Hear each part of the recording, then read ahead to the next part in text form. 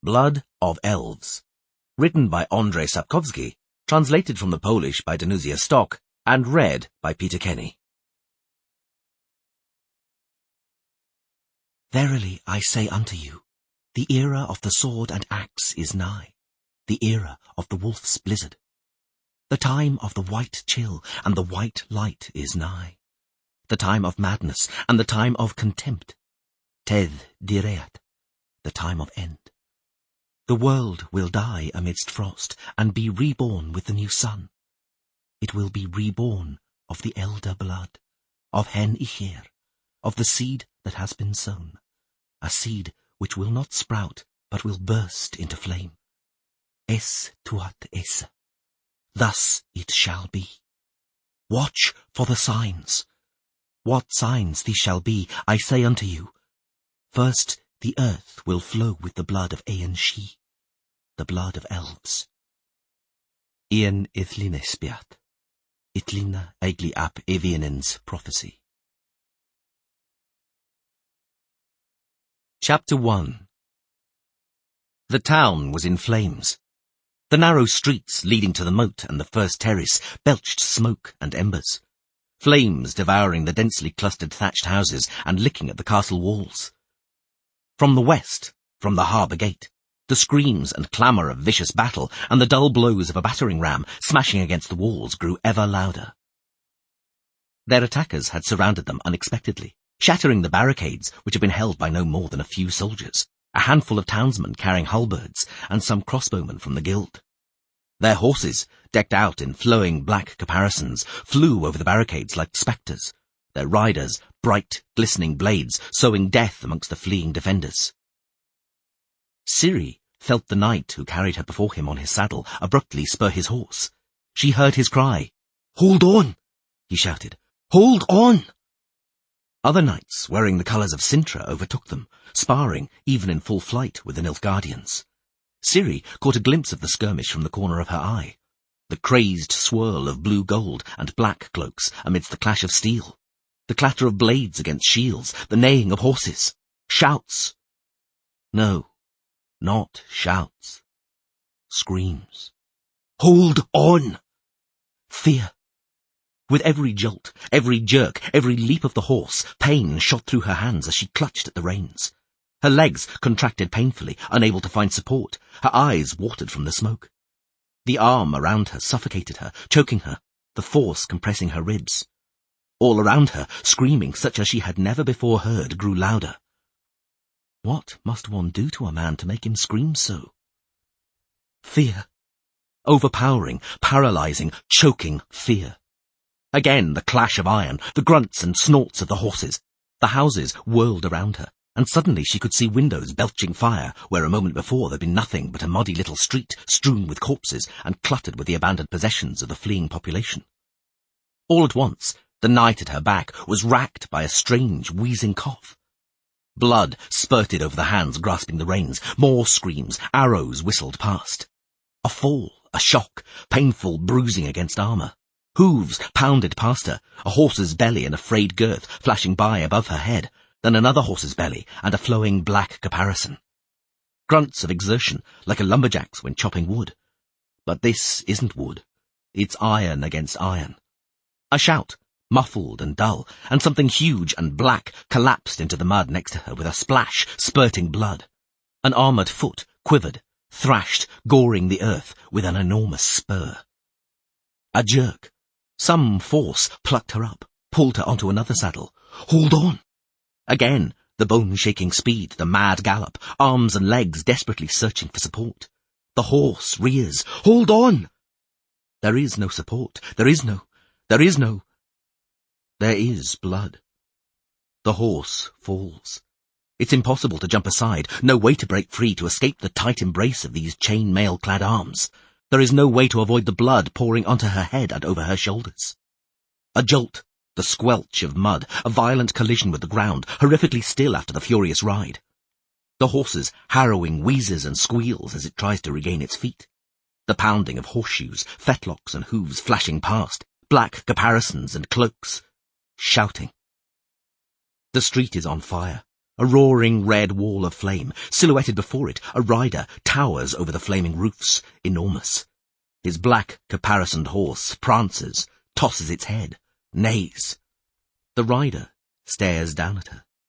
Ciri sees his eyes gleaming through the slit in his huge helmet, framed by a bird of prey's wings. She sees the fire reflected in the broad blade of the sword held in his lowered hand. The rider looks at her. Ciri is unable to move. The dead man's motionless arms wrapped around her waist hold her down.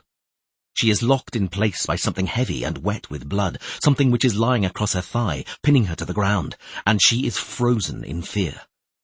A terrible fear which turns her entrails inside out, which deafens Ciri to the screams of the wounded horse, the roar of the blaze, the cries of dying people and the pounding drums. The only thing which exists, which counts, which still has any meaning, is fear. Fear embodied in the figure of a black knight wearing a helmet decorated with feathers, frozen against the wall of raging red flames.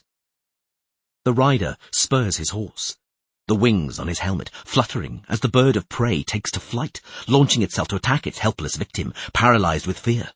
The bird, or maybe the knight, screeches terrifyingly, cruelly, triumphantly. A black horse, black armor, a black flowing cloak, and behind this, flames, a sea of flames. Fear. The bird shrieks. The wings beat. Feathers slap against her face. Fear. Help! Why doesn't anyone help me? Alone, weak, helpless. I can't move. Can't force a sound from my constricted throat. Why does no one come to help me? I'm terrified. Eyes blaze through the slit in the huge winged helmet. The black cloak veils everything. Ciri! She woke, numb and drenched in sweat, with her scream, the scream which had woken her, still hanging in the air, still vibrating somewhere within her, beneath her breastbone and burning against her parched throat. Her hands ached, clenched around the blanket. Her back ached. Ciri! Calm down. The night was dark and windy, the crowns of the surrounding pine trees rustling steadily and melodiously, their limbs and trunks creaking in the wind. There was no malevolent fire, no screams, only this gentle lullaby. Beside her, the campfire flickered with light and warmth, its reflected flames glowing from harness buckles, gleaming red in the leather-wrapped and iron-banded hilt of a sword, leaning against a saddle on the ground. There was no other fire, and no other iron. The hand against her cheek smelled of leather and ashes, not of blood. Geralt! It was just a dream. A bad dream. Ciri shuddered violently, curling her arms and legs up tight. A dream. Just a dream. The campfire had already died down. The birch logs were red and luminous, occasionally crackling, giving off tiny spurts of blue flame, which illuminated the white hair and sharp profile of the man wrapping a blanket and sheepskin around her. Geralt, I'm right here. Sleep, Ciri. You have to rest. We've still a long way ahead of us. I can hear music, she thought suddenly. Amidst the rustling of the trees, there's music. Lute music and voices. The princess of Cintra, a child of destiny, a child of elder blood, the blood of elves. Geralt of Rivia, the white wolf and his destiny. No, that's a legend, a poet's invention. The princess is dead. She was killed in the town streets while trying to escape. Hold on. Hold... Geralt? What, Ciri? What did he do to me? What happened? What did he do to me? Who? The knight. The black knight with feathers on his helmet. I can't remember anything. He shouted and looked at me. I can't remember what happened. Only that I was frightened. I was so frightened. The man leaned over her, the flame of the campfire sparkling in his eyes. They were strange eyes, Very strange. Ciri had been frightened of them. She hadn't liked meeting his gaze. But that had been a long time ago. A very long time ago. "I can't remember anything," she whispered, searching for his hand, as tough and coarse as raw wood. "The Black Knight—" "It was a dream. Sleep peacefully. He won't come back." Ciri had heard such reassurances in the past. They had been repeated to her endlessly. Many, many times she had been offered comforting words when her screams had woken her during the night. But this time it was different. Now she believed it, because it was Geralt of Rivia, the White Wolf, the Witcher, who said it. The man who was her destiny. The one for whom she was destined. Geralt the Witcher, who had found her surrounded by war, death, and despair, who had taken her with him and promised they would never part. She fell asleep, holding tight to his hand. The bard finished the song. Tilting his head a little, he repeated the ballad's refrain on his lute, delicately, softly, a single tone higher than the apprentice accompanying him. No one said a word. Nothing but the subsiding music and the whispering leaves and squeaking boughs of the enormous oak could be heard. Then, all of a sudden, a goat tethered to one of the carts which circled the ancient tree bleated lengthily. At that moment, as if given a signal, one of the men seated in the large semicircular audience stood up. Throwing his cobalt-blue cloak with gold braid trim back over his shoulder, he gave a stiff, dignified bow. "Thank you, Master Dandelion," he said, his voice resonant without being loud. "Allow me, Radcliffe of Oxenford, Master of the Arcana, to express what I am sure is the opinion of everyone here present, and utter words of gratitude and appreciation for your fine art and skill." The wizard ran his gaze over those assembled, an audience of well over 100 people, seated on the ground, on carts, or standing in a tight semicircle, facing the foot of the oak. They nodded and whispered amongst themselves. Several people began to applaud, while others greeted the singer with upraised hands. Women, touched by the music, sniffed and wiped their eyes on whatever came to hand, which differed according to their standing, profession, and wealth. Peasant women used their forearms or the backs of their hands. Merchants' wives dabbed their eyes with linen handkerchiefs, while elves and noblewomen used kerchiefs of the finest tight-woven cotton, and Baron Vilibert's 3 daughters, who had, along with the rest of his retinue, halted their falcon hunt to attend the famous troubadour's performance, blew their noses loudly and sonorously into elegant mould-green cashmere scarves. "It would not be an exaggeration to say," continued the wizard, "that you have moved us deeply, Master Dandelion. You have prompted us to reflection and thought. You have stirred our hearts. Allow me to express our gratitude and our respect." The troubadour stood and took a bow, sweeping the heron feather pinned to his fashionable hat across his knees. His apprentice broke off his playing, grinned, and bowed too, until Dandelion glared at him sternly and snapped something under his breath. The boy lowered his head and returned to softly strumming his lute strings. The assembly stirred to life. The merchants, travelling in the caravan, whispered amongst themselves, and then rolled a sizable cask of beer out to the foot of the oak tree. Wizard Radcliffe lost himself in quiet conversation with Baron Vilibert. Having blown their noses, the Baron's daughters gazed at Dandelion in adoration, which went entirely unnoticed by the bard, engrossed as he was in smiling, winking, and flashing his teeth at a haughty, silent group of roving elves, and at one of them in particular, a dark-haired, large-eyed beauty sporting a tiny ermine cap. Dandelion had rivals for her attention. The elf, with her huge eyes and beautiful toque hat, had caught his audience's interest as well, and a number of knights, students, and goliards were paying court to her with their eyes. The elf clearly enjoyed the attention, picking at the lace cuffs of her chemise and fluttering her eyelashes. But the group of elves with her surrounded her on all sides, not bothering to hide their antipathy towards her admirers. The glade beneath Bleoveris, the great oak, was a place of frequent rallies, a well-known travellers' resting place and meeting ground for wanderers, and was famous for its tolerance and openness. The druids protecting the ancient tree called it the seat of friendship, and willingly welcomed all comers. But even during an event as exceptional as the world-famous troubadour's just-concluded performance, the travellers kept to themselves, remaining in clearly delineated groups. Elves stayed with elves. Dwarfish craftsmen gathered with their kin, who were often hired to protect the merchant caravans and were armed to the teeth. Their groups tolerated at best the gnome miners and halfling farmers who camped beside them. All non-humans were uniformly distant towards humans.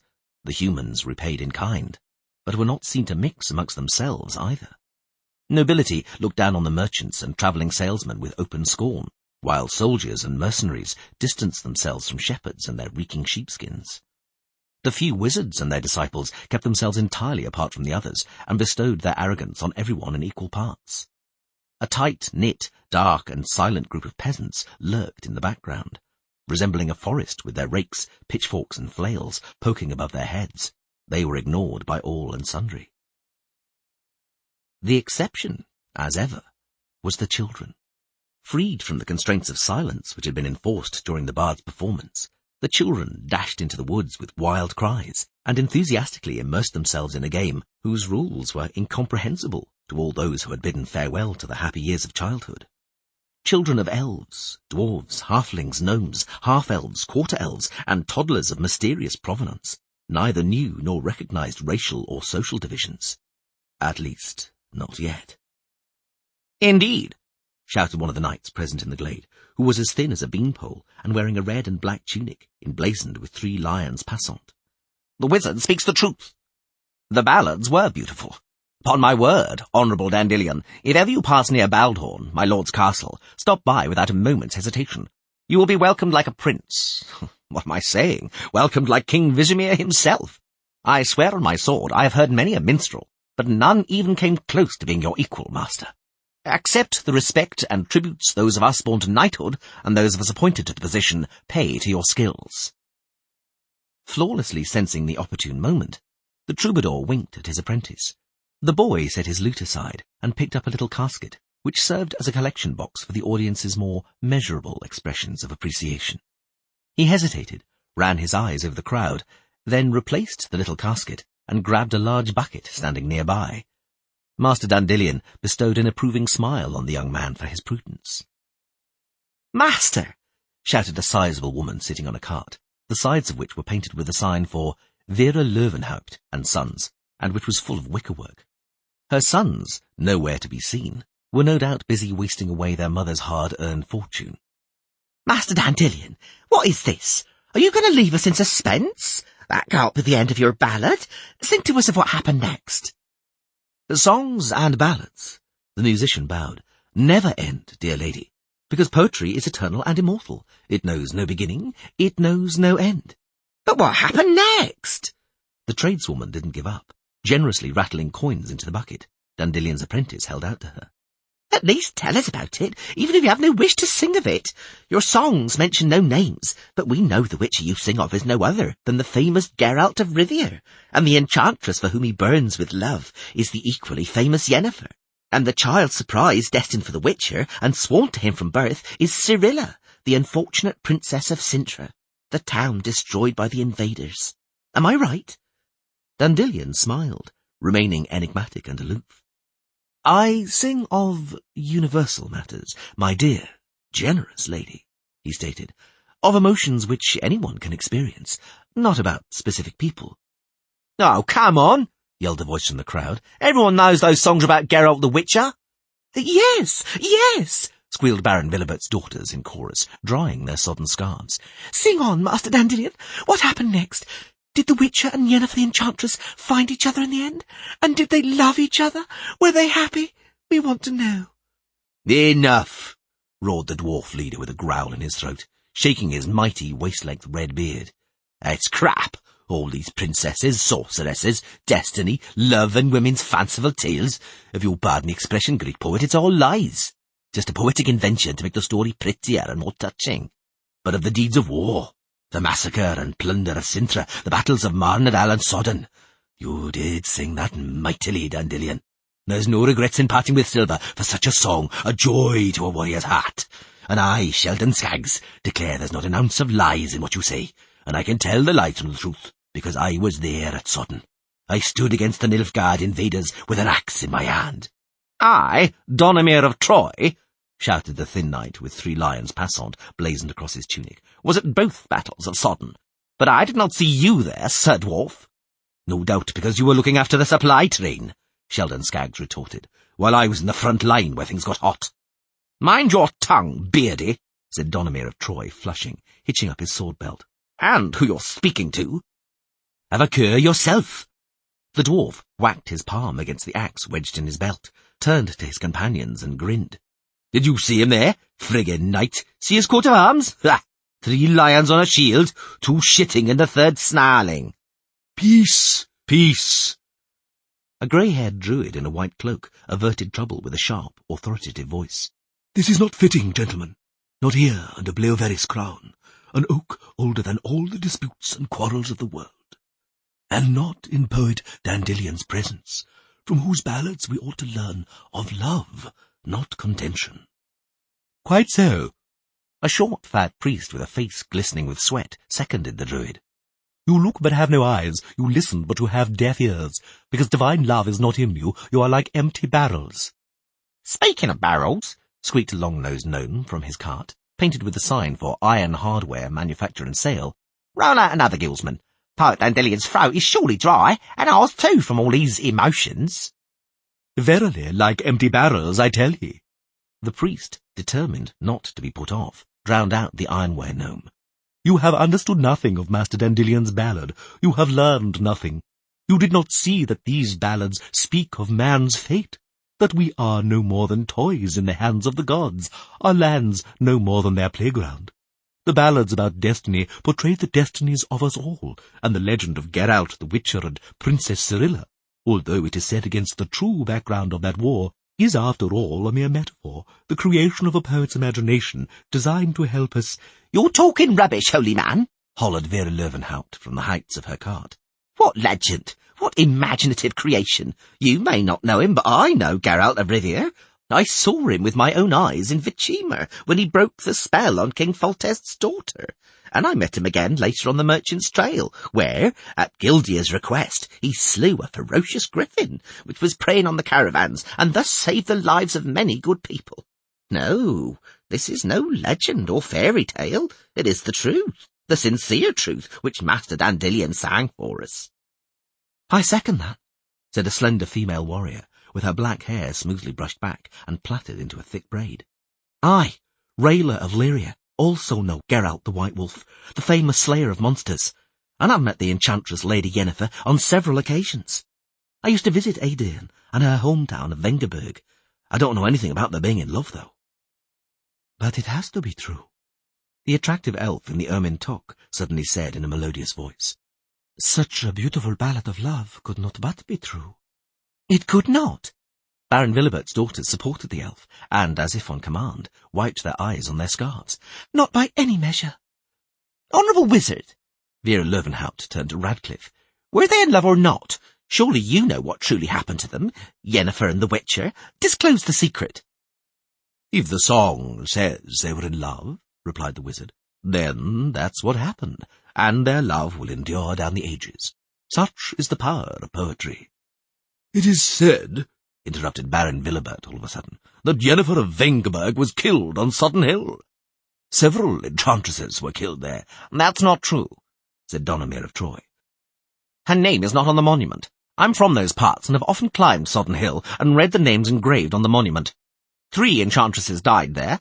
Triss Marigold, Lyta Nade, known as Coral, and the name of the 3rd has slipped my mind.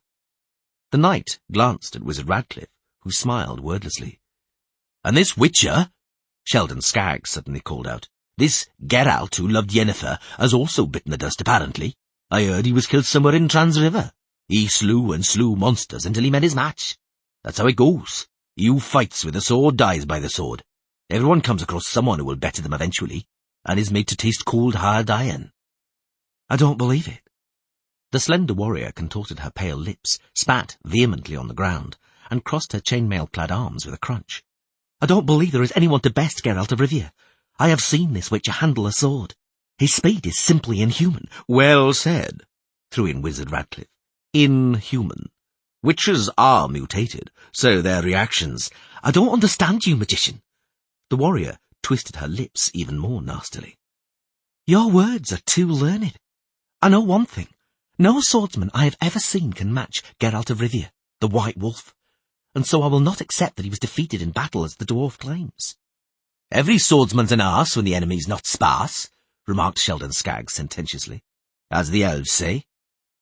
Elves, stated a tall, fair-haired representative of the elder race coldly, from his place beside the elf with the beautiful toque, are not in the habit of using such vulgar language. No, no, squealed Baron Villebert's daughters from behind their green scarves. Geralt the Witcher can't have been killed. The Witcher found Ciri, the child destined for him, and then the enchantress Yennefer, and all three lived happily ever after. Isn't that true, Master Dandelion? 'Twas a ballad, my noble young ladies, said the beer-parched gnome, manufacturer of ironwares, with a yawn. Why look for truth in a ballad? Truth is one thing, poetry another. Let's take this, what was her name? Ciri? The famous Child Surprise? Master Dandelion trumped that up for sure.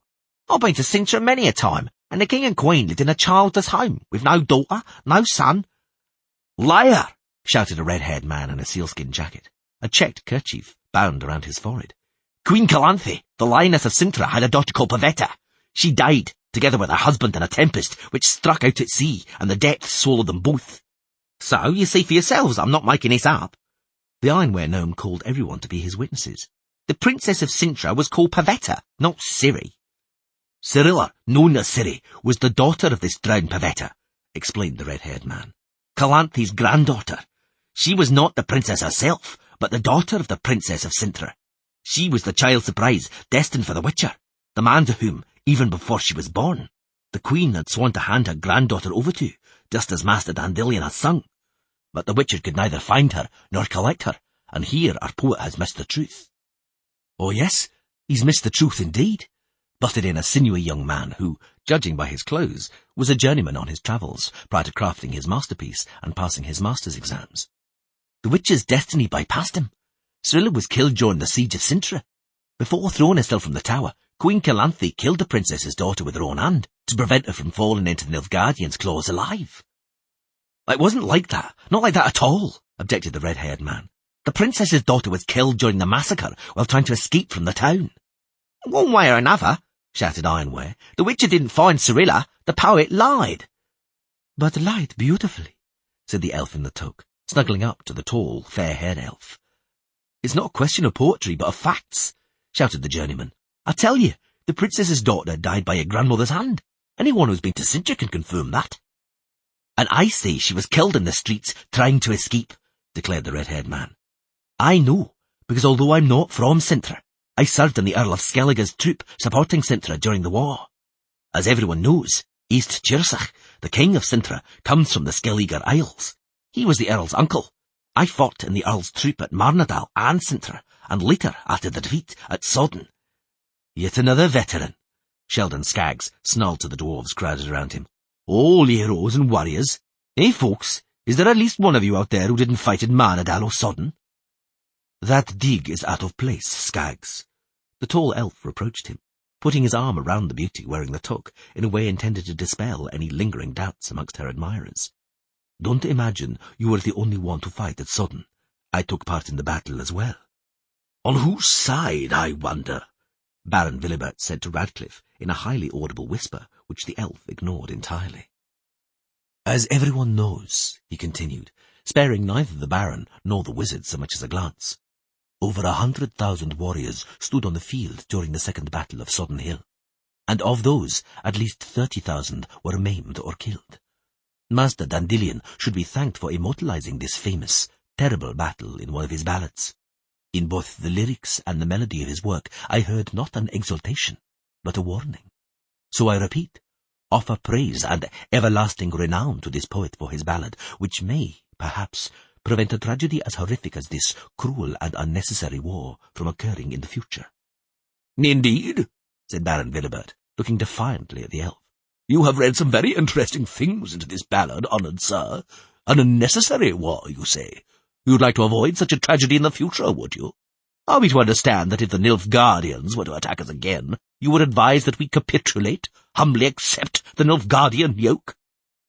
"Life is a priceless gift and should be protected," the elf replied coldly. "Nothing justifies wide-scale slaughter and sacrifice of life, which is what the battles at Sodden were, both the battle lost and the battle won. Both of them cost the humans thousands of lives, and with them you lost unimaginable potential." "Elven prattle," snarled Sheldon Skaggs. "Dim-witted rubbish. It was the price that had to be paid to allow others to live decently, in peace, instead of being chained, blinded, whipped and forced to work in salt and sulphur mines. Those who died a heroic death, those who will now, thanks to Dandelion, live on forever in our memories, taught us to defend our own homes. Sing your ballads, Dandelion, sing them to everyone.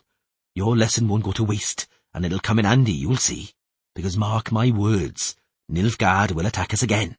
If not today, then tomorrow. They're licking their wounds now, we're recovering, but the day when we'll see their black cloaks and feathered helmets again is growing ever nearer." "What do they want from us?" yelled Vera Löwenhout. "Why are they bent on persecuting us? Why don't they leave us in peace? Leave us to our lives and work? What do the Nilfgaardians want?" "They want our blood," howled Baron Willibert. "And our land," someone cried from the crowd of peasants. "And our women," chimed in Sheldon Skaggs with a ferocious glower. Several people started to laugh, as quietly and furtively as they could, even though the idea that anyone other than another dwarf would desire one of the exceptionally unattractive dwarf women was highly amusing. It was not a safe subject for teasing or jests, especially not in the presence of the short, stocky, bearded individuals whose axes and short swords had an ugly habit of leaping from their belts and into their hands at incredible speed. And the dwarves, for some unknown reason, were entirely convinced that the rest of the world was lecherously lying in wait for their wives and daughters, and were extremely touchy about it. "This had to happen at some point," the grey-haired druid declared suddenly. "This had to happen. We forgot that we are not the only ones in this world, that the whole of creation does not revolve around us. Like stupid, fat, lazy minnows in a slimy pond, we chose not to accept the existence of Pike. We allowed our world, like the pond, to become slimy, boggy and sluggish. Look around you. There is crime and sin everywhere. Greed, the pursuit of profit, quarrels and disagreements are rife. Our traditions are disappearing. Respect for our values is fading. Instead of living according to nature, we have begun to destroy it. And what have we got for it? The air is poisoned by the stink of smelting furnaces. The rivers and brooks are tainted by slaughterhouses and tanneries. Forests are being cut down without a thought. Ha! Just look! Even on the living bark of sacred Bleoveris, there, just above the poet's head, there's a foul phrase carved out with a knife, and it's misspelled at that, by a stupid, illiterate vandal. Why are you surprised? It had to end badly. Yes, yes, the fat priest joined in. Come to your senses, you sinners, while there is still time, because the anger and vengeance of the gods hangs over you. Remember Eithlin's oracle, the prophetic words describing the punishment of the gods reserved for a tribe poisoned by crime. The time of contempt will come when the tree will lose its leaves, the bud will wither, the fruit will rot, the seed turn bitter, and the river valleys will run with ice instead of water.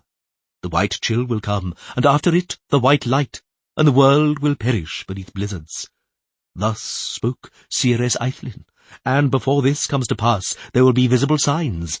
Plagues will ravish the earth. Remember, the Nilfgaard are our punishment from the gods.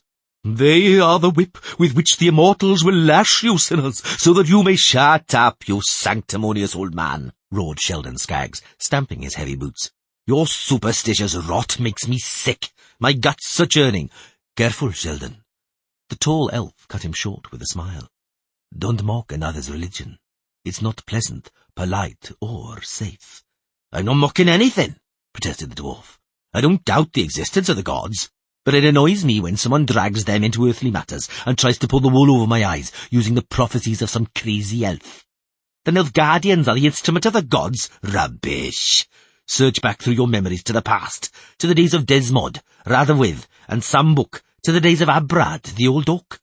You may not remember them because your lives are so very short. You're like mayflies. But I remember, and I'll tell you what it was like in these lands just after you climbed from your boats on the Yaruga estuary and the Ponta Delta onto the beach. 3 kingdoms sprang from the 4 ships which beached on those shores. The stronger groups absorbed the weaker and so grew, strengthening their positions. They invaded others' territories, conquered them, and their kingdoms expanded, becoming ever larger and more powerful. And now the Nilfgaardians are doing the same, because theirs is a strong and united, disciplined and tightly knit country. And unless you close ranks in the same way, Nilfgaard will swallow you as a pike does a minnow, just as this wise druid said. Let them just try. Donomir of Troy puffed out his lion-emblazoned chest and shook his sword in its scabbard. We beat them hollow on Sodden Hill, and we can do it again. You're very cocksure, snarled Sheldon Skaggs. You've evidently forgotten, Sir Knight, that before the Battle of Sodden Hill, the Nilfgaard had advanced across your lands like an iron roller, strewing the land between Marnadal and Transriver with the corpses of many a gallant fellow like yourself. And it wasn't loud-mouthed smartasses like you who stopped the Nilfgaardians, but the united strengths of Temeria, Redania, Aiden and Caedwen. Concord and unity, that's what stopped them. Not just that, remarked Radcliffe in a cold, resonant voice. Not just that, Master Skaggs. The dwarf hawked loudly, blew his nose, shuffled his feet, then bowed a little to the wizard. No one is denying the contribution of your fellowship, he said. Shame on he who does not acknowledge the heroism of the Brotherhood of Wizards on Sodden Hill. They stood their ground bravely, shed blood for the common cause, and contributed most eminently to our victory.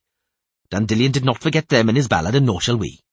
But note that these wizards stood united and loyal on the hill, and accepted the leadership of Vilgefortz of Roggeveen, just as we, the warriors of the 4 kingdoms, acknowledged the command of Visimir of Redania. It's just a pity this solidarity and concord only lasted for the duration of the war, because, with peace, here we are divided again. Visimir and Foltest are choking each other with customs taxes and trading laws. Demavend of Idaean is bickering with Hensil over the northern marches, where the League of Hengfors and the Thysanids of Kovia don't give a toss. And I hear that looking for the old concord amongst the wizards is useless too. We are not closely knit, we have no discipline and no unity. But Nilfgaard does. Nilfgaard is ruled by Emperor Emir Var Imris, a tyrant and autocrat who enforces obedience with whip, noose and axe, thundered Baron Villibert. What are you proposing, Sir Dwarf? How are we supposed to close ranks with similar tyranny? And which king, which kingdom, in your opinion, should subordinate the others? In whose hands would you like to see the sceptre and knout? What do I care? Replied Skaggs with a shrug. That's a human affair. Whoever you choose to be king wouldn't be a dwarf anyway. Or an elf, or even half-elf, added the tall representative of the elder race, his arm still wrapped around the toque-wearing beauty. You even consider quarter-elves inferior. That's where it stings, laughed Villibert. You're blowing the same horn as Nilfgaard, because Nilfgaard is also shouting about equality, promising you a return to the old order as soon as we've been conquered and they've scythed us off these lands. That's the sort of unity, the sort of equality you're dreaming of, the sort you're talking about and trumpeting. Nilfgaard pays you gold to do it, and it's hardly surprising you love each other so much, the Nilfgaardians being an elven race. Nonsense, the elf said coldly. You talk rubbish, Sir Knight. You're clearly blinded by racism. The Nilfgaardians are human, just like you. That's an outright lie. They're descended from the Black She, and everyone knows it. Elven blood flows through their veins, the blood of elves. And what flows through yours? The elf smiled derisively. We've been combining our blood for generations, for centuries, your race and mine, and doing so quite successfully. Fortunately or unfortunately, I don't know. You started persecuting mixed relationships less than a quarter of a century ago, and, incidentally, not very successfully. So, show me a human now who hasn't a dash of She-Ihir, the blood of the elder race. Villibert visibly turned red. Vera Löwenhaupt also flushed. Wizard Radcliffe bowed his head and coughed. And, most interestingly, the beautiful elf in the ermine toque blushed too. We are all children of Mother Earth. The grey-haired druid's voice resounded in the silence. We are children of Mother Nature. And though we do not respect our mother, though we often worry her and cause her pain, though we break her heart, she loves us all. Let us remember that, we who are assembled here in this seat of friendship. And let us not bicker over which of us was here first. Acorn was the first to be thrown up by the waves, and from Acorn sprouted the great Bleoveris, the oldest of oaks. Standing beneath its crown, amongst its primordial roots, let us not forget our own brotherly roots, the earth from which these roots grow. Let us remember the words of poet Dandelian's song. Exactly, exclaimed Vera Löwenhaupt. And where is he? He's fled, ascertained Sheldon Skaggs, gazing at the empty place under the oak. Taken the money and fled without saying goodbye. Very elf-like. Dwarf-like, squealed Ironware. Human-like, corrected the tall elf, and the beauty in the talk rested her head against his shoulder. "Hey, minstrel," said Mamma Lantieri, striding into the room without knocking, the scents of hyacinths, sweat, beer, and smoked bacon wafting before her. "You've got a guest. Enter, noble gentleman." Dandelion smoothed his hair and sat up in the enormous carved armchair. The two girls sitting on his lap quickly jumped up, covering their charms and pulling down their disordered clothes. The Modesty of Harlots, thought the poet, was not at all a bad title for a ballad. He got to his feet, fastened his belt, and pulled on his doublet, all the while looking at the nobleman standing at the threshold. "Indeed," he remarked. "You know how to find me anywhere, though you rarely pick an opportune moment. You're lucky I'd not yet decided which of these two beauties I prefer, and at your prices, Lantieri, I cannot afford them both." Mamma Lantieri smiled in sympathy and clapped her hands. Both girls, a fair-skinned, freckled islander and a dark-haired half-elf, swiftly left the room. The man at the door removed his cloak and handed it to Mamma, along with a small but well-filled money-bag. "Forgive me, master," he said, approaching the table and making himself comfortable. "I know this is not a good time to disturb you, but you disappeared out from beneath the oak so quickly. I did not catch you on the high road, as I had intended, and did not immediately come across your tracks in this little town. I'll not take much of your time, believe me." "They always say that, and it's always a lie," the bard interrupted. "Leave us alone, Lantieri, and see to it we're not disturbed." "I'm listening, sir." The man scrutinized him. He had dark, damp, almost tearful eyes, a pointed nose, and ugly, narrow lips. "I'll come to the point without wasting your time," he declared, waiting for the door to close behind Mamma. "Your ballads interest me, master. To be more specific, certain characters of which you sang interest me. I am concerned with the true fate of your ballad's heroes.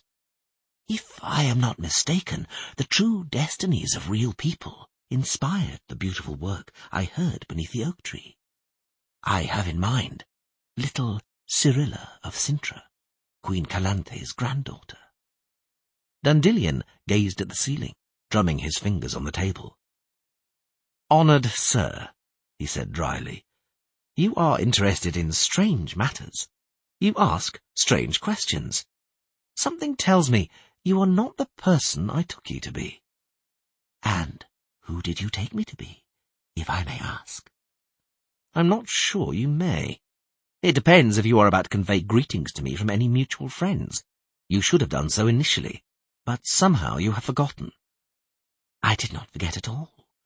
The man reached into the breast pocket of his sepia-coloured velvet tunic and pulled out a money bag, somewhat larger than the one he had handed the procuress, but just as well filled, which clinked as it touched the table. "We simply have no mutual friends, Dandelion. But might this purse not suffice to mitigate the lack?" "And what do you intend to buy with this meagre purse?" The troubadour pouted. "Mamma Lantieri's entire brothel and all the land surrounding it?" "Let us say that I intend to support the arts and an artist, in order to chat with the artist about his work." "You love art so much, do you, dear sir?" Is it so vital for you to talk to an artist that you press money on him before you've even introduced yourself, and in doing so break the most elementary rules of courtesy? At the beginning of our conversation, the stranger's dark eyes narrowed imperceptibly. my anonymity did not bother you. And now it is starting to. I am not ashamed of my name, said the man, a faint smile appearing on his narrow lips. I am called Ryons. You do not know me, Master Dandelion, and that is no surprise. You are too famous and well known to know all of your admirers. Yet everyone who admires your talents feels he knows you so well that a certain degree of familiarity is permissible. This applies to me too. I know it is a misconception, so please, graciously forgive me. I graciously forgive you. Then I can count on you agreeing to answer a few questions. No, you cannot, interrupted the poet, putting on airs. Now, if you will graciously forgive me, I am not willing to discuss the subjects of my work, its inspiration or its characters, fictitious or otherwise. To do so would deprive poetry of its poetic veneer and lead to triteness. Is that so? It certainly is. For example, if, having sung the ballad about the miller's merry wife, I were to announce it's really about Zvirka, Miller Loach's wife, and I included an announcement that Zvirka can most easily be bedded every Thursday, because on Thursdays the miller goes to market, it would no longer be poetry. It would be either rhyming couplets or foul slander. I understand, Ryons said quickly, but perhaps that is a bad example. I am not, after all, interested in anyone's peccadilloes or sins. You will not slander anyone by answering my questions. All I need is one small piece of information. What really happened to Cyrilla, the Queen of Cintra's granddaughter? Many people claim she was killed during the siege of the town. There are even eyewitnesses to support the claim. From your ballad, however, it would appear that the child survived. I am truly interested to know if this is your imagination at work, or the truth. True or false? I'm extremely pleased you're so interested. Dandelion smiled broadly. You may laugh, Master, whatever your name is, but that was precisely what I intended when I composed the ballad. I wished to excite my listeners and arouse their curiosity. True or false? Repeated Ryons coldly. If I were to give that away, I would destroy the impact of my work. Goodbye, my friend. You have used up all the time I can spare you, and 2 of my many inspirations are waiting out there, wondering which of them I will choose. Ryons remained silent for a long while, making no move to leave. He stared at the poet with his unfriendly, moist eyes, and the poet felt a growing unease. A merry din came from the bawdy house's main room, punctuated from time to time by high-pitched feminine giggles. Dandelion turned his head away, pretending to show derisive haughtiness, but, in fact, he was judging the distance to the corner of the room, and the tapestry showing a nymph sprinkling her breasts with water poured from a jug. Dandelion. Ryons finally spoke, slipping his hand back into the pocket of his sepia-coloured tunic. Answer my questions. Please. I have to know the answer. It's incredibly important to me. To you too, believe me. Because if you answer of your own free will, then... Then what? A hideous grimace crept over Ryons's narrow lips. Then I won't have to force you to speak. Now listen, you scoundrel. Dandelion stood up and pretended to pull a threatening face. I loathe violence and force, but I'm going to call Mamma Lantieri in a minute, and she will call a certain Grutzilla, who fulfills the honourable and responsible role of bouncer in this establishment. He is a true artist in his field. He'll kick your ass so hard you'll soar over the town roofs with such magnificence that the few people passing by at this hour will take you for a Pegasus. Ryons made an abrupt gesture, and something glistened in his hand. Are you sure, he asked, you'll have time to call her? Dandelion had no intention of checking if he would have time, nor did he intend to wait. Before the stiletto had locked in Ryons's hand, Dandelion had taken a long leap to the corner of the room, dived under the nymph tapestry, kicked open a secret door, and rushed headlong down the winding stairs, nimbly steering himself with the aid of the well-worn banisters. Ryance darted after him, but the poet was sure of himself. He knew the secret passage like the back of his hand, having used it numerous times to flee creditors, jealous husbands, and furious rivals, from whom he had, from time to time, stolen rhymes and tunes. He knew that after the third turning, he would be able to grope for a revolving door, behind which there was a ladder leading down to the cellar. He was sure that his persecutor would be unable to stop in time, would run on, and step on a trapdoor through which he would fall and land in the pigsty. He was equally sure that, bruised, covered in shit and mauled by the pigs, his persecutor would give up the chase. Dandelion was mistaken, as was usually the case whenever he was too confident. Something flashed a sudden blue behind his back, and the poet felt his limbs grow numb, lifeless and stiff. He couldn't slow down for the revolving door, his legs wouldn't obey him. He yelled and rolled down the stairs, bumping against the walls of the little corridor. The trapdoor opened beneath him with a dry crack, and the troubadour tumbled down into the darkness and stench. Before thumping his head on the dirt floor and losing consciousness, he remembered Mamma Lantieri saying something about the pigsty being repaired. The pain in his constricted wrists and shoulders, cruelly twisted in their joints, brought him back to his senses. He wanted to scream, but couldn't. It felt as though his mouth had been stuck up with clay. He was kneeling on the dirt floor, with a creaking rope hauling him up by his wrists. He tried to stand, wanting to ease the pressure on his shoulders, but his legs too were tied together. Choking and suffocating, he somehow struggled to his feet, helped considerably by the rope which tugged mercilessly at him.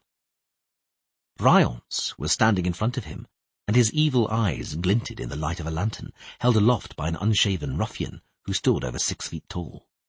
Another ruffian, probably no shorter, stood behind him. Dandelion could hear his breathing, and caught a whiff of stale sweat. It was the reeking man who tugged on the rope, looped over a roof beam, and fastened to the poet's wrists. Dandelion's feet tore off the dirt floor. The poet whistled through his nose, unable to do anything more. "Enough!" Ryance snapped at last. He spoke almost immediately, yet it had seemed an age to Dandelion. The bard's feet touched the ground, but, despite his most heartfelt desire, he could not kneel again. The tight-drawn rope was still holding him as taut as a string. Ryance came closer. There was not even a trace of emotion on his face. The damp eyes had not changed their expression in the least. His tone of voice, too, remained calm, quiet, even a little bored. "You nasty rhymester, you runt, you scum, you arrogant nobody. You've tried to run from me. No one has escaped me yet. We haven't finished our conversation, you clown, you sheep's head. I asked you a question under much pleasanter circumstances than these. Now you are going to answer all my questions, and in far less pleasant circumstances. Am I right?" Dandelion nodded eagerly. Only now did Ryance smile and make a sign. The bard squealed helplessly, feeling the rope tighten and his arms twisted backwards, cracking in their joints. "You can't talk," Ryance confirmed, still smiling loathsomely. "And it hurts, doesn't it? For the moment, you should know, I'm having you strung up like this for my own pleasure, just because I love watching people suffer. Go on, just a little higher." Dandelion was wheezing so hard he almost choked. "Enough," Ryance finally ordered, then approached the poet and grabbed him by his shirt ruffles. "Listen to me, you little cock. I'm going to lift the spell so you can talk. But if you try to raise your charming voice any louder than necessary, you'll be sorry." He made a gesture with his hand, touched the poet's cheek with his ring, and Dandelion felt sensation return to his jaw, tongue, and palate. "Now," Ryance continued quietly, "I'm going to ask you a few questions, and you're going to answer them quickly, fluently, and comprehensively. And if you stammer, or hesitate even for a moment, if you give me the slightest reason to doubt the truth of your words, then look down." Dandelion obeyed.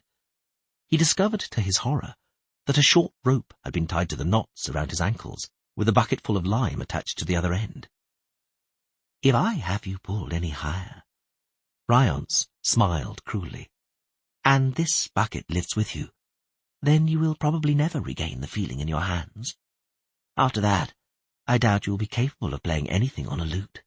I really doubt it. So, I think you'll talk to me. Am I right? Dandelion didn't agree, because he couldn't move his head or find his voice out of sheer fright. But Ryance did not seem to require confirmation. It is to be understood, he stated, that I will know immediately if you are telling the truth. If you try to trick me, I will realize straight away, and I won't be fooled by any poetic ploys or vague erudition. This is a trifle for me, just as paralyzing you on the stairs was a trifle. So I advise you to weigh each word with care, you piece of scum. So, let's get on with it and stop wasting time. As you know, I'm interested in the heroine of one of your beautiful ballads, Queen Calanthe of Cintra's granddaughter, Princess Cyrilla, endearingly known as Ciri. According to eyewitnesses, this little person died during the siege of the town 2 years ago, whereas in your ballad you so vividly and touchingly described her meeting a strange, almost legendary individual, the Witcher, Geralt or Geralt. Leaving the poetic drivel about destiny and the decrees of fate aside from the rest of the ballad, it seems the child survived the Battle of Cintra in one piece. Is that true? I don't know, moaned Dandelion. By all the gods! I'm only a poet. I've heard this and that and the rest. Well? The rest I invented. Made it up. I don't know anything. The bard howled on seeing Ryance give a sign to the reeking man and feeling the rope tighten. I'm not lying. True, Ryance nodded. You're not lying outright. I would have sensed it. But you are beating about the bush. You wouldn't have thought the ballad up just like that, not without reason. And you do know the Witcher, after all. You have often been seen in his company. So talk, Dandelion, if you treasure your joints. Everything you know. This Ciri, panted the poet, was destined for the Witcher. She's a so-called child surprise. You must have heard it. The story's well known. Her parents swore to hand her over to the Witcher. Her parents are supposed to have handed the child over to that crazed mutant? That murderous mercenary? You're lying, rhymester. Keep such tales for women. That's what happened. I swear on my mother's soul, sobbed Dandelion. I have it from a reliable source. The Witcher... Talk about the girl. For the moment, I'm not interested in the Witcher. I don't know anything about the girl. I only know that the Witcher was going to fetch her from Cintra when the war broke out. I met him at the time. He heard about the massacre, about Calanthe's death from me. He asked me about the child, the Queen's granddaughter. But I knew everyone in Cintra was killed. Not a single soul in the last bastion survived. Go on. Fewer metaphors, more hard facts. When the Witcher learned of the massacre and fall of Cintra, he forsook his journey. We both escaped north. We parted ways in Hengfors, and I haven't seen him since. But because he talked on the way a bit about this Ciri, or whatever her name is, and about destiny, well, I made up this ballad. I don't know any more, I swear. Ryance scowled at him. And where is this Witcher now? He asked. This hired monster murderer, this poetic butcher who likes to discuss destiny. I told you, the last time I saw him... I know what you said, Ryance interrupted. I listened carefully to what you said, and now you're going to listen carefully to me. Answer my questions precisely. The question is, if no one has seen Geralt or Gerald, the Witcher, for over a year, where is he hiding? Where does he usually hide? I don't know where it is, the troubadour said quickly. I'm not lying. I really don't know. Too quick, Dandelion. Too quick. Ryance smiled ominously. Too eager. You are cunning, but not careful enough. You don't know where it is, you say. But I warrant you know what it is. Dandelion clenched his teeth with anger and despair. Well? Ryance made a sign to the reeking man. "Where is the Witcher hiding? What is the place called?" The poet remained silent. The rope tightened, twisting his hands painfully, and his feet left the ground. Dandelion let out a howl, brief and broken, because Ryance's wizardly ring immediately gagged him. "Higher!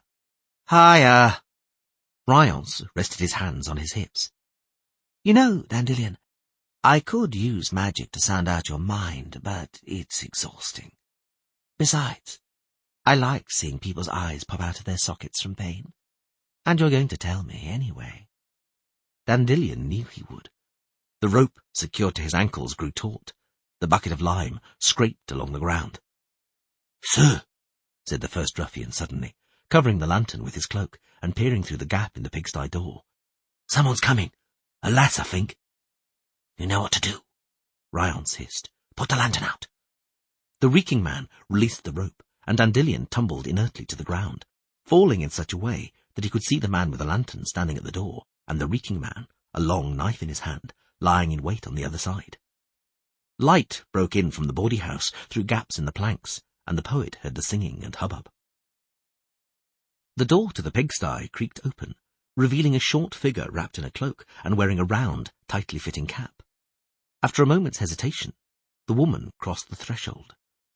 The reeking man threw himself at her, slashing forcefully with his knife, and tumbled to his knees as the knife met with no resistance, passing through the figure's throat as though through a cloud of smoke. Because the figure really was a cloud of smoke, one which was already starting to disperse. But before it completely vanished, another figure burst into the pigsty, indistinct, dark, and nimble as a weasel. Dandelion saw it throw a cloak at the lantern man, jump over the reeking one, saw something glisten in its hand, and heard the reeking man wheeze and choke savagely. The lantern man disentangled himself from the cloak, jumped, took a swing with his knife. A fiery lightning bolt shot from the dark figure with a hiss, slapped over the tough's face and chest with a crack, and spread over him like flaming oil. The ruffian screamed piercingly, and the grim reek of burning meat filled the pigsty. Then Ryance attacked. The spell he cast illuminated the darkness with a bluish flash, in which Dandelion saw a slender woman wearing man's clothes, gesticulating strangely with both hands. He only glimpsed her for a second, before the blue glow disappeared with a bang and a blinding flash. Ryance fell back with a roar of fury and collapsed onto the wooden pigsty walls, breaking them with a crash. The woman, dressed in man's clothing, leapt after him, a stiletto flashing in her hand. The pigsty filled with brightness again, this time golden, beaming from a bright oval which suddenly appeared in the air. Dandelion saw Ryance spring up from the dusty floor, leap into the oval, and immediately disappear. The oval dimmed, but before it went out entirely, the woman ran up to it, shouting incomprehensibly, stretching out her hand. Something crackled and rustled, and the dying oval boiled with roaring flames for a moment. A muffled sound, as if coming from a great distance, reached Dandelion's ears, a sound very much like a scream of pain. The oval went out completely, and darkness engulfed the pigsty again. The poet felt the power which gagged him disappear. "Help!" he howled. "Help!" "Stop yelling, Dandelion," said the woman, kneeling next to him and slicing through the knots with Ryance's stiletto. "Yennefer? Is that you?" "Surely you're not going to say you don't remember how I look, and I'm sure my voice is not unfamiliar to your musical ear. Can you get up? They didn't break any bones, did they?" Dandelion stood with difficulty, groaned and stretched his aching shoulders. "What's with them?" He indicated the bodies lying on the ground. "We'll check." The enchantress snipped the stiletto shut. "One of them should still be alive. I have a few questions for him." "This one?" The troubadour stood over the reeking man. "Probably still lives?" "I doubt it," said Yennefer indifferently. "I severed his windpipe and carotid artery. There might still be a little murmur in him, but not for long." Dandelion shuddered. "You slashed his throat. If, out of inborn caution, I hadn't sent an illusion in first, I would be the one lying there now. Let's look at the other one. Bloody hell. Such a sturdy fellow, and he still couldn't take it. Pity, pity. He's dead too. He couldn't take the shock. I fried him a little too hard. See, even his teeth are charred. What's the matter with you, Dandelion? Are you going to be sick?" "I am," the poet replied indistinctly, bending over and leaning his forehead against the pigsty wall. That's everything? The enchantress put her tumbler down and reached for the skewer of roast chickens. You haven't lied about anything? Haven't forgotten anything? Nothing, apart from thank you. Thank you, Yennefer. She looked him in the eyes and nodded her head lightly, making her glistening black curls writhe and cascade down to her shoulders. She slipped the roast chicken onto a trencher and began dividing it skillfully. She used a knife and fork. Dandelion had only known one person up until then who could eat a chicken with a knife and fork as skillfully. Now he knew how and from whom Geralt had learnt the knack. Well, he thought, no wonder. After all, he did live with her for a year in Vengerberg, and before he left her, she had instilled a number of strange things into him. He pulled the other chicken from the skewer, and without a second thought, ripped off a thigh and began eating it, pointedly holding it with both hands. How did you know? He asked. How did you arrive with help on time? I was beneath Blaeveris during your performance. I didn't see you. I didn't want to be seen. Then I followed you into town. I waited here in the tavern. It wasn't fitting, after all, for me to follow you into that haven of dubious delight and certain gonorrhea. But I eventually became impatient and was wandering around the yard when I thought I heard voices coming from the pigsty. I sharpened my hearing, and it turned out it wasn't, as I'd first thought, some sodomite, but you. Hey, innkeeper, more wine, if you please. At your command, honoured lady. Quick as a flash. The same as before, please, but this time without the water. I can only tolerate water in a bath. In wine, I find it quite loathsome. At your service, at your service. Yennefer pushed her plate aside. There was still enough meat on the chicken, Dandelion noticed, to feed the innkeeper and his family for breakfast. A knife and fork was certainly elegant and refined, but they weren't very effective. Thank you, he repeated, for rescuing me. That cursed Ryance wouldn't have spared my life. He'd have squeezed everything from me and then butchered me like a sheep. Yes, I think he would. She poured herself and the bard some wine, then raised her tumbler. So, let's drink to your rescue and health, Dandelion.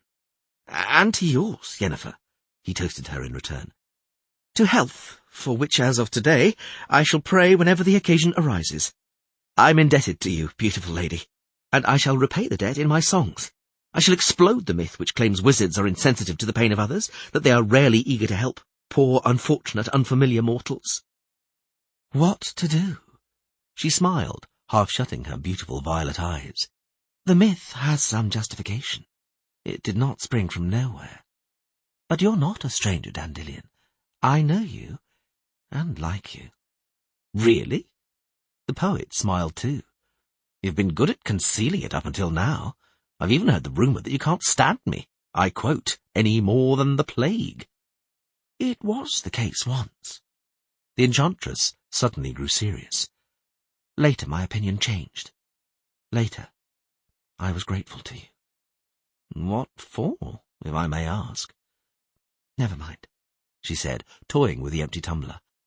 Let us get back to more important questions. Those you were asked in the pigsty while your arms were being twisted out of their sockets. What really happened, Dandelion? Have you really not seen Geralt since you fled the banks of the Yaruga? Did you really not know he returned south after the war? That he was seriously wounded? So seriously, there were even rumours of his death. Didn't you know anything? No, I didn't. I stayed in Pont Varnis for a long time, in Esterad Thyssen's court, and then at Niedermeer's in Hengfors. You didn't know? The enchantress nodded and unfastened her tunic. A black velvet ribbon wound around her neck, an obsidian star set with diamonds hanging from it. You didn't know that when his wounds healed, Geralt went to Trance River? You can't guess who he was looking for? That I can, but I don't know if he found her. You don't know, she repeated. You, who usually know everything, and then sing about everything, even such intimate matters as someone else's feelings? I listened to your ballads beneath Blaeveris, Dandelion. You dedicated a good few verses to me. Poetry, he muttered, staring at the chicken, has its rights. No one should be offended. Hair like a raven's wing as a storm in the night, quoted Yennefer with exaggerated emphasis. And in the violet eyes sleep lightning bolts. Isn't that how it went? That's how I remembered you. The poet smiled faintly. May the first who wishes to claim the description is untrue throw the first stone. Only I don't know. The enchantress pinched her lips together. Who gave you permission to describe my internal organs? How did it go? Her heart as though a jewel adorned her neck? Hard as if of diamond made, and as a diamond so unfeeling. Sharper than obsidian cutting. Did you make that up yourself? Or perhaps— Her lips quivered, twisted. Or perhaps you listened to someone's confidences and grievances. Dandelion cleared his throat and veered away from the dangerous subject. Tell me, Yennefer, when did you last see Geralt? A long time ago. After the war? After the war. Yennefer's voice changed a little. No. I never saw him after the war. For a long time, I didn't see anybody. Well, back to the point, poet. I am a little surprised to discover that you do not know anything, you have not heard anything, and that in spite of this, someone searching for information picked you out to stretch over a beam. Doesn't that worry you?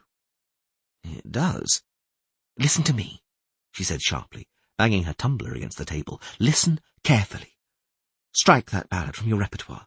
Do not sing it again. Are you talking about— You know perfectly well what I'm talking about. Sing about the war against Nilfgaard.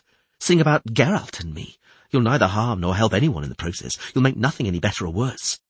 But do not sing about the lion cub of Cintra.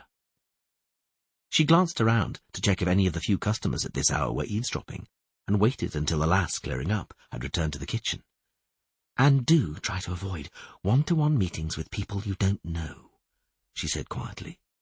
People who forget to introduce themselves by conveying greetings from a mutual acquaintance. Understand? He looked at her, surprised. Yennefer smiled. Greetings from Dijkstra, Dandelion. Now the bard glanced around timidly. His astonishment must have been evident, and his expression amusing, because the sorceress allowed herself a quite derisive grimace. While we are on the subject, she whispered, leaning across the table, Dijkstra is asking for a report. You're on your way back from Verden, and he's interested in hearing what's being said at King Ervil's court. He asked me to convey that this time your report should be to the point, detailed, and under no circumstances in verse. Prose, Dandelion, prose. The poet swallowed and nodded. He remained silent, pondering the question. But the enchantress anticipated him. Difficult times are approaching, she said quietly. Difficult and dangerous. A time of change is coming. It would be a shame to grow old with the uncomfortable conviction that one had done nothing to ensure that these changes are for the better. Don't you agree? He agreed with a nod and cleared his throat. Yennefer, I'm listening, poet. Those men in the pigsty, I would like to know who they were, what they wanted, who sent them.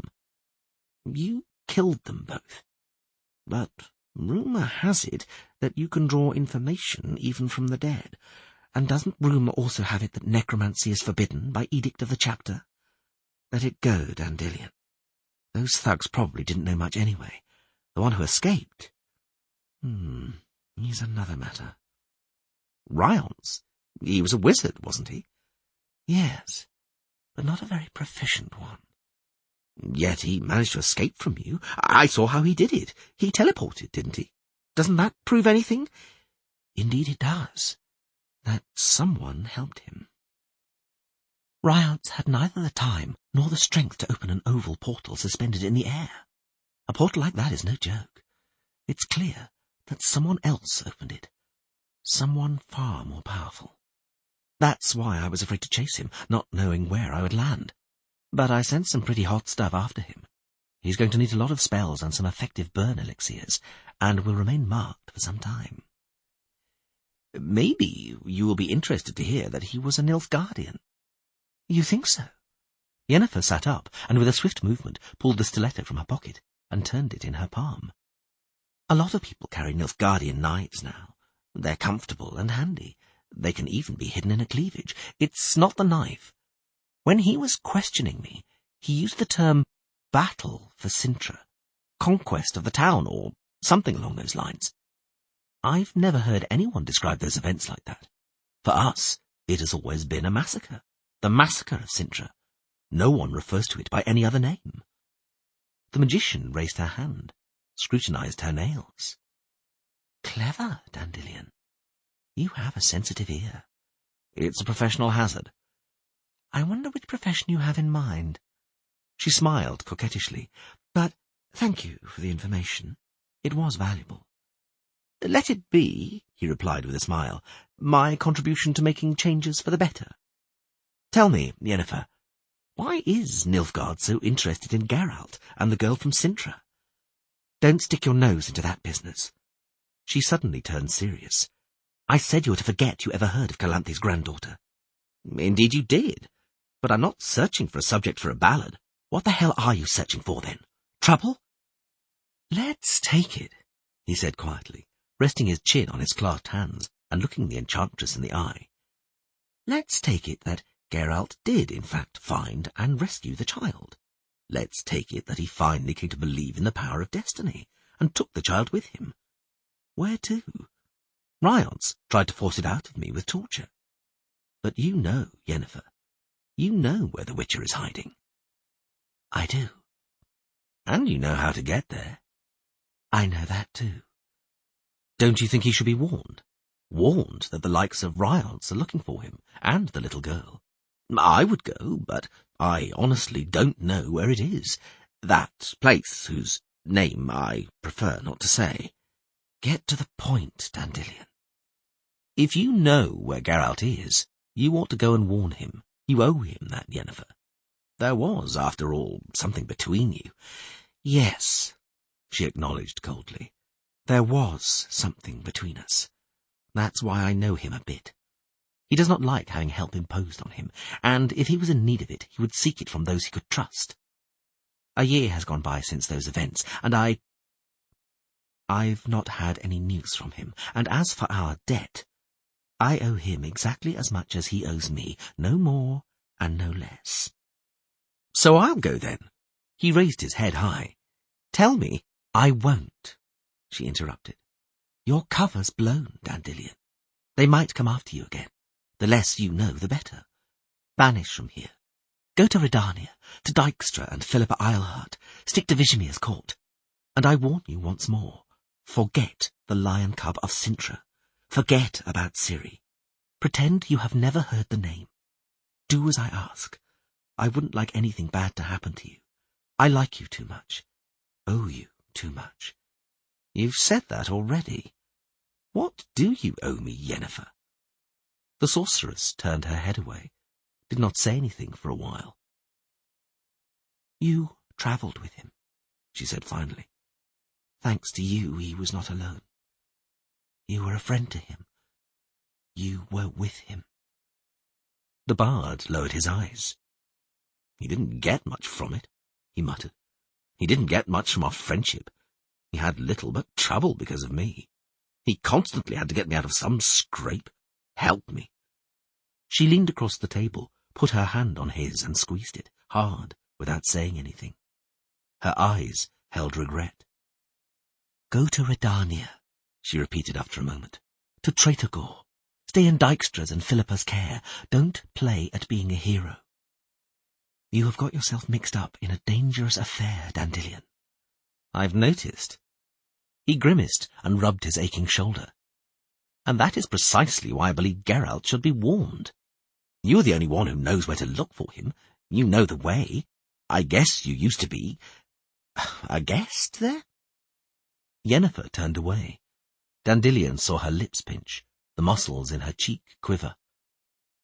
Yes, in the past, she said, and there was something elusive and strange in her voice.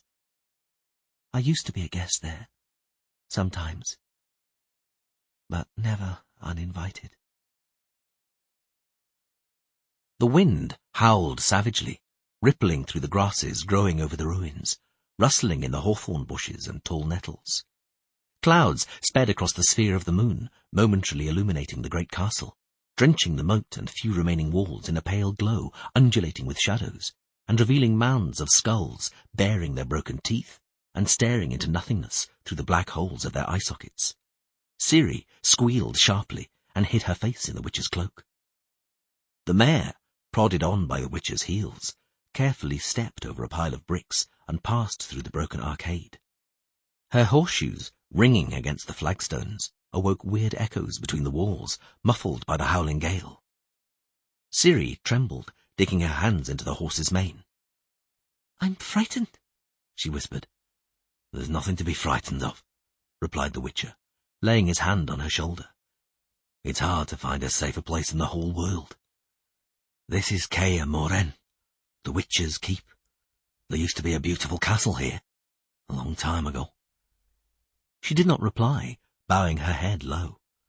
The Witcher's mare, called Roach, snorted quietly, as if she too wanted to reassure the girl.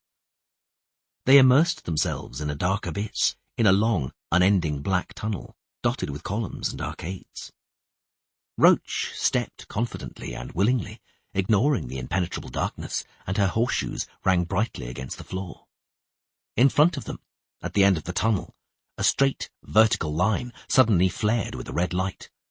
Growing taller and wider, it became a door beyond which was a faint glow, the flickering brightness of torches stuck in iron mounts on the walls.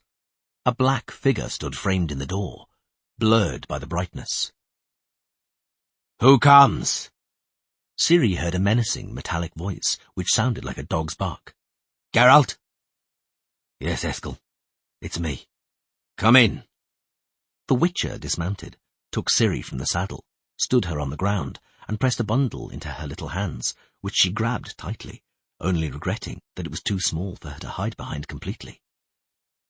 "Wait here with Eskel," he said. "I'll take Roach to the stables." "Come into the light, laddie," growled the man called Eskel. "Don't lurk in the dark." Ciri looked up into his face and barely restrained her frightened scream. He wasn't human. Although he stood on two legs, although he smelled of sweat and smoke, although he wore ordinary human clothes, he was not human. "No human can have a face like that," she thought. "Well, what are you waiting for?" repeated Eskel. She didn't move. In the darkness, she heard the clatter of Roach's horseshoes grow fainter. Something soft and squeaking ran over her foot. She jumped. "Don't loiter in the dark, or the rats will eat your boots." Still clinging to her bundle, Ciri moved briskly towards the light. The rats bolted out from beneath her feet with a squeak. Eskel leaned over, took the package from her, and pulled back her hood. "A plague on it," he muttered. "A girl. That's all we need." She glanced at him, frightened. Eskel was smiling. She saw that he was human after all, that he had an entirely human face, deformed by a long, ugly, semicircular scar running from the corner of his mouth across the length of his cheek up to the ear. "Since you're here, welcome to Kaer Morhen," he said. "What do they call you?" "Ciri," Geralt replied for her, silently emerging from the darkness. Eskel turned around. Suddenly, quickly, wordlessly, the Witchers fell into each other's arms and wound their shoulders around each other tight and hard for one brief moment. "Wolf, you're alive." "I am." "All right." Eskel took a torch from his bracket. "Come on. I'm closing the inner gates to stop the heat escaping." They walked along the corridor. There were rats here too. They flitted under the walls, squeaked from the dark abyss, from the branching passages, and skittered before the swaying circle of light thrown by the torch. Ciri walked quickly, trying to keep up with the men. "Who's wintering here, Eskel, apart from Vesemir?" "Lambert and Cohen." They descended a steep and slippery flight of stairs. A gleam was visible below them. Ciri heard voices, detected the smell of smoke. The hall was enormous, and flooded with light from a huge hearth roaring with flames, which were being sucked up into the heart of the chimney. The centre of the hall was taken up by an enormous heavy table. At least 10 people could sit around that table. There were 3. 3 humans. 3 witches, Ciri corrected herself. She saw nothing but their silhouettes against the fire in the hearth. "Greetings, Wolf. We've been waiting for you." "Greetings, Vesemir. Greetings, lads. It's good to be home again." "Who have you brought us?" Geralt was silent for a moment. Then he put his hand on Ciri's shoulder, and lightly pushed her forward.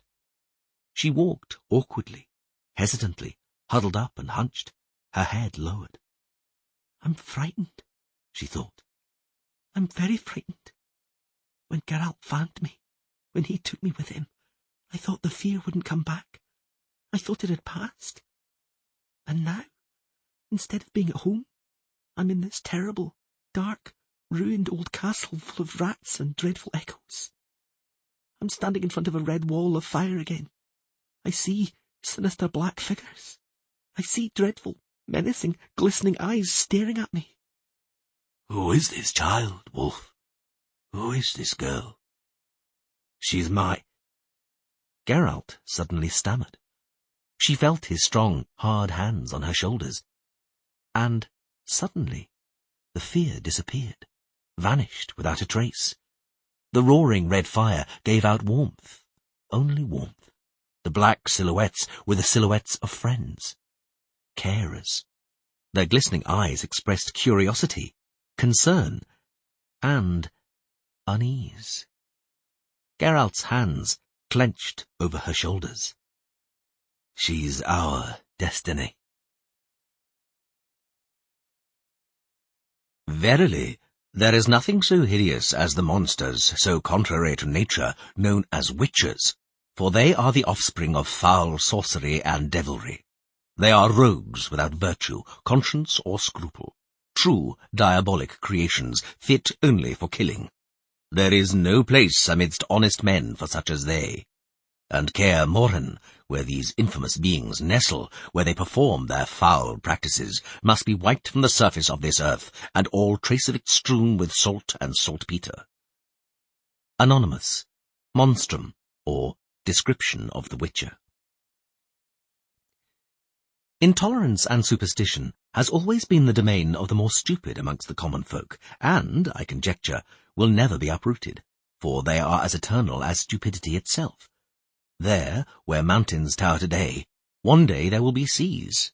There, where today seas surge, will one day be deserts.